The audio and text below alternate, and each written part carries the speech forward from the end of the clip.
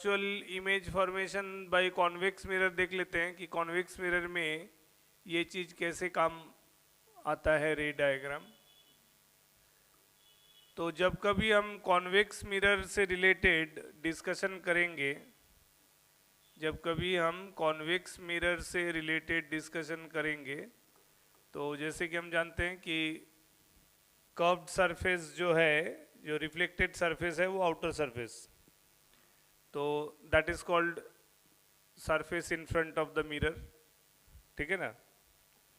तो ये surface in front of the mirror है। तो यहाँ अगर मैं रे डायग्राम करता हूँ for incident ray drawn parallel to principal axis, तो ये क्या होगा, इसका चूंकि पोल और सॉरी फोकस तुम्हारा और सेंटर ऑफ कर्वेचर पीछे है, ये फोकस, ये सेंटर ऑफ कर्वेचर। तो लॉजिक क्या देखो, फिर से इंसिडेंस पॉइंट को सेंटर ऑफ कर्वेचर से जोड़ दो तो ये नॉर्मल, ये लाइन हमारा हो गया नॉर्मल, ठीक है ना, ये normal.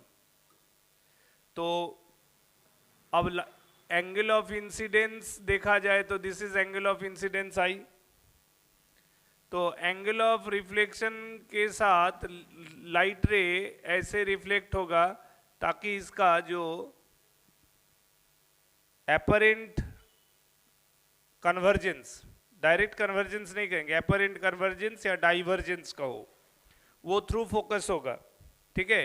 Reflected ray, incident ray दोनों in front of the mirror ही रहेगा, लेकिन जो रिफ्लेक्टेड रे का पोजीशन है वो चूंकि डाइवर्जिंग हो गया तो वो प्रिंसिपल एक्सिस की तरफ कभी बेंड नहीं कर रहा है।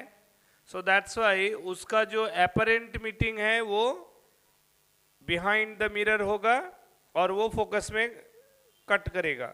तो ये जब हम लोग पैरेलल रे ड्रॉ कर रहे हैं तो उसका रे डायग्राम ये है।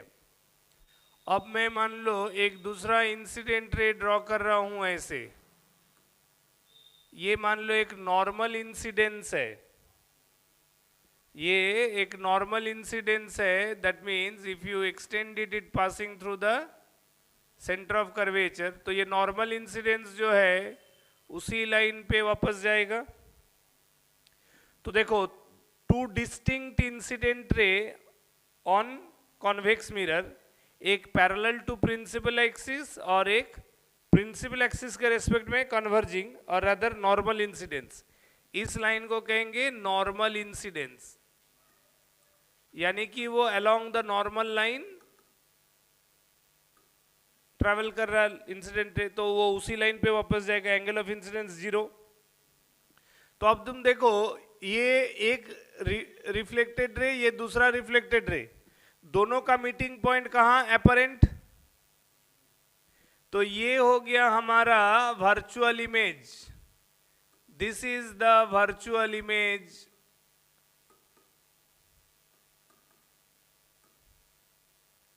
According to this ray diagram ये हो गया हमारा वर्चुअल इमेज पोजीशन। यानी कि अगर मैं ये दोनों रे को थोड़ा और पीछे ड्रॉ करूं तो शायद ये ऑब्जेक्ट है। तो देखो, इस ऑब्जेक्ट का इमेज हमारा बिहाइंड द मिरर आया, erect in position, smaller in size, virtual in nature, ठीक है। तो ये होता है image formation details bye a convex mirror, जो एक object in front of the mirror को बिहाइंड द मिरर कास्ट करता है, ठीक है, साइज में छोटा बना देता है और इरेक्ट ऑब्जेक्ट को इरेक्ट इमेज रखेगा। अगर तुम इन्वर्टेड ऑब्जेक्ट लेते हो तो उसका इन्वर्टेड इमेज बनेगा, रिवर्स नहीं होगा ऑर्डर में, ठीक है। बात समझ में आ रहा है कि नहीं। तो ये होता है virtual image formation by the use of convex mirror, ठीक है। कॉन्वेक्स मिरर से इस तरह का हम रे डायग्राम करेंगे, क्लियर है।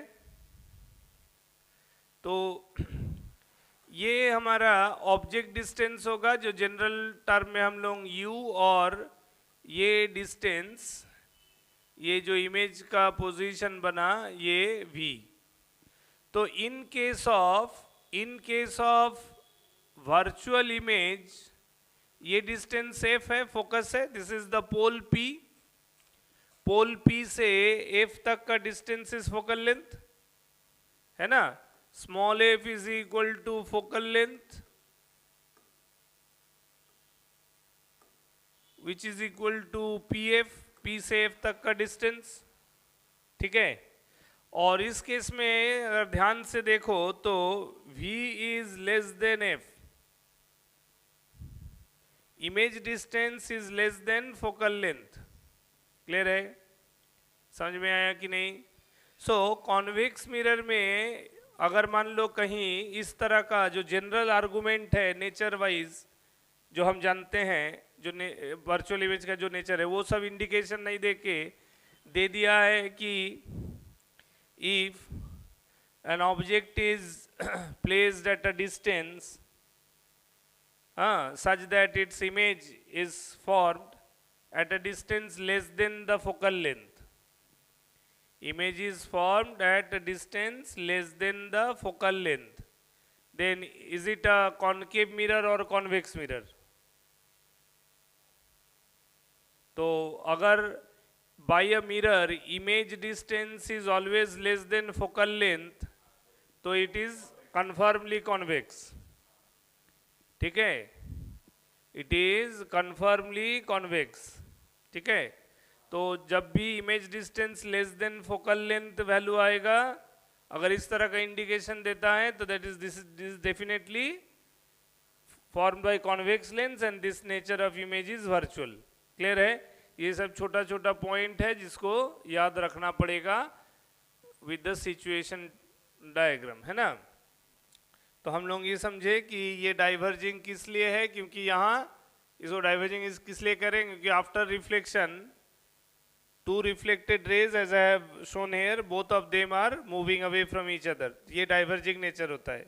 डाइवर्जिंग मिरर का मतलब है कि reflected rays are moving away from each other after reflection, any two, सिर्फ ये दोनों का है। तुम कोई भी दो रे डायग्राम बनाओ तो उसका अगर करेक्ट ड्राइंग है तो रिफ्लेक्टेड रेज जो है वो एक दूसरे से दूर हटेगा, तो that will be a diverging nature, ठीक है। और कन्वर्जिंग नेचर वो होता है जहां reflected rays come closer to each other in front of the mirror, ठीक है। Image formed in front of the mirror is the another language of क्या बोलो, image formed in front of the mirror क्या है, वो real है या virtual है? Real, correct. इमेज फॉर्म्ड कई कई डिफरेंट लैंग्वेज हो सकता है ना, एक ही चीज को घुमा फिरा के कहने के लिए। Image formed in front of the mirror मतलब real image, image formed behind the mirror virtual. अच्छा, स्कूल लेवल में किताब में लिखा होता है ना, कि वर्चुअल इमेज को स्क्रीन पर नहीं कास्ट कर सकते हैं। क्या मतलब है इसका? वर्चुअल इमेज को एक स्क्रीन पर नहीं ऑब्टेन कर सकते हैं, लिखा था ना स्कूल लेवल में बुक में 6, 7, 8 में जो भी है उसमें इसी तरह से वर्चुअल इमेज के बारे में डेफिनेशन है। अ image formed by a mirror which can not be obtained on a screen is a virtual image। क्या मतलब है इसका लैंग्वेज का? सीधा सा मतलब है तुम मिरर के पीछे स्क्रीन रखोगे तो स्क्रीन दिखेगा तो स्क्रीन पर कुछ देखना है, if you want to see anything तो वो तो तुमको रिफ्लेक्टिंग सरफेस के आगे ना रखना पड़ेगा। हाँ, मैं दिखाना चाहता हूँ कैमरे में, देखो मैं इससे लिख रहा हूँ, इसको रखा पीछे, कहाँ से दिखेगा भाई तो anything I have to keep it in front of the mirror, in front of the reflecting और रिफ्रैक्टिंग सरफेस, ठीक है। तो सीधी सी बात है भाई, वर्चुअल इमेज फॉर्म ये होता है बिहाइंड द मिरर, तो हम कहाँ से वहाँ स्क्रीन रखेंगे? स्क्रीन को अगर मेरे को रखना है तो I have to place it in front of the reflecting surface, और वर्चुअल इमेज तो सामने बनता ही नहीं है, पीछे बनता है, सिंपल सा।